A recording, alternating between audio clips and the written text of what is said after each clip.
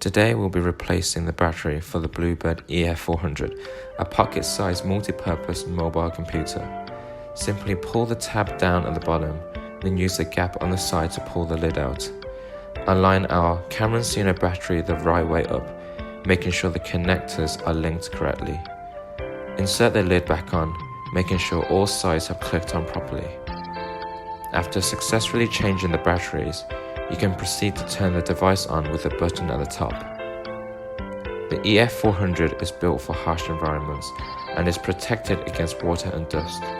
It has a barcode scanner and supports both Windows 10 and Android 5.1 Lollipop. Make sure you get the most out of the device with our powerful batteries.